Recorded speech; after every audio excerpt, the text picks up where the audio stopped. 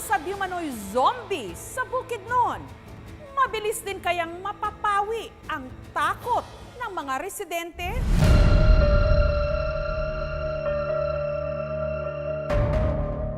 Ito ang balitang hindi mamatay-matay ngayon sa barangay Tungan-Tungan sa Valencia City sa Bukidnon. Lalaki, di umano, inatake ng zombie. Zombie attack! Sundutan ng mata, hindi nakagatan. Zombie yan. Mahilig sa dugo ay. Ang pagkagising ko, kitang-kita ko talaga, dinidilaan niya yung dugo sa mga daliri ko. Sinara ko yung bintana namin kasi natakot ako. Baka aabutin niya ako sa loob. Walang damit, malaking tao, misigaw, zombie nga. Nasosobrahan nga lang ba ng panunood ng horror movies at series ang ilan sa atin? Nung nangyari sa akin yan, minsan napapaisip din ako yung nakikita natin sa pelikula. Yung pag gano'n na kinakagat ka, tapos dinidilaan ka. Ang biktima na si Tonton, iika-ika pa nung araw na yon dahil masakit pa rin daw ang tinamo niyang sugat sa paa. 3 beses talaga kaming napagulong-gulong sa talungan. Lahat ng daliri ko, pinagkakagat niya. Yung mata ko kasi, talagang tinusok tsaka kinulikot. Dumudugo na yung mata ko. Parang paulit-ulit na bangungot na bumabalik kay Tonton ang lahat. Bandang 1 AM, nagising ako kasi bigla na lang may sumigaw sa labas, sabi niya, Ton! Ton! Parang galit na galit. Paglabas ko, may nakita akong isang tao, hubot-hubad, maitim na tao, parang galit na galit yung muka, tapos pulang-pula yung mata, malaki yung pangangatawan. Ang langsa ng amoy niya, Pero ang hinala ni Tonton, ang umatake sa kanya, hindi normal, aswang. Natutumba ako, bigla akong sinunggaban, tapos sinakyan yung tiyan ko. Pinusok niya yung mata ko, kinalikot niya talaga. Ang sabi niya sa akin, Lukiton ako imong mata, akong kaunon. Yung kilay ko kasi may sugat na. Ito talagang dalawang mata ko, magang-maga talaga. ang lakas ng umatake raw sa kanya, katumbas ng 3 tao.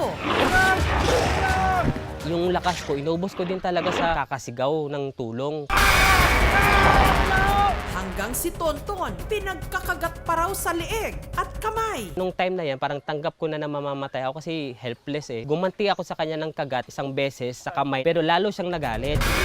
Dinidilaan niya yung dugo sa mga daliri ko.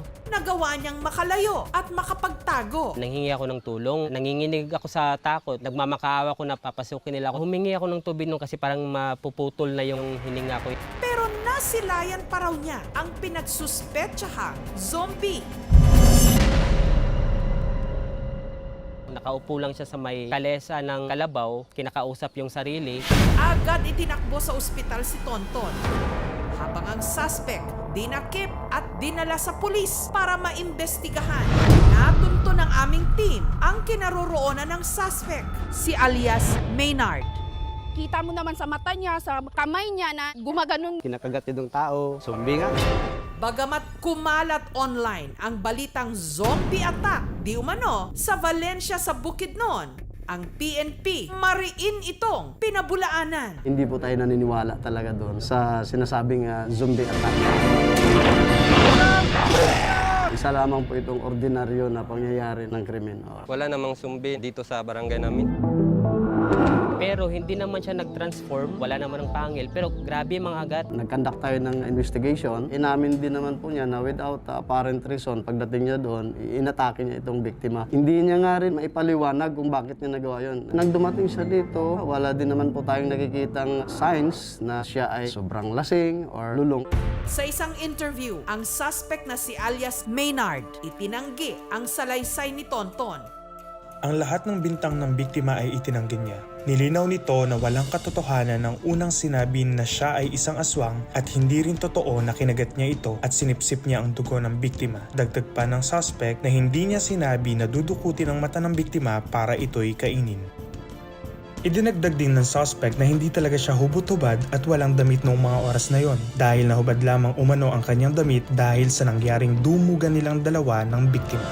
Iya magong asawaan na silingan na po namo. Naapoy shortcut padulong diha. Nanay agyanan dito sa unahan tutabok atong sapa. Siguro, diya siya ni uli, bisa istorya sa pamilya, magpakahilom lang daw sa sila. Muna akong pagkaila sa ilang pamilya nga wala man sila i-record about na respetado man po sila diya. Sa kadugay nako nga sinati sa pamilya, Kunilas, dili aswang.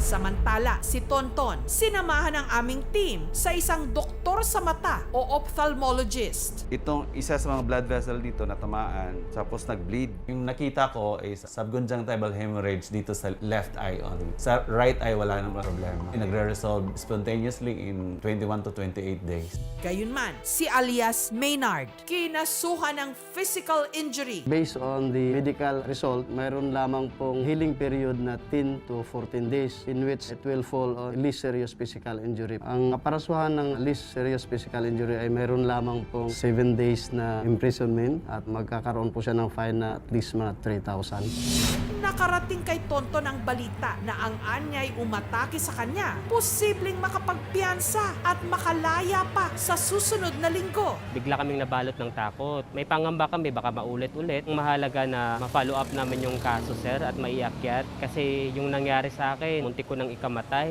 Dahil dito, agad siyang nagreklamo sa pulis. Kaya kami pumunta dito para mangingin ng clarification. Ano yung dapat namin gawin. Kasi gusto talaga namin makamit yung hustisya. Hindi dito kami iakit yung kaso, sir. Kasi kung namatay ako, Bali, pinal natin doon, based sa yung healing period is 10 to 14 days. So, ang appreciation ni fiscal is slight physical injury lang talaga. Kung gusto nyong i-elevate talaga yung kaso, sa court siguro, actual hearing na, sabihin nyo lang sa abogado nyo na gusto nyong i-elevate nyo siya sa mas mataas na kaso.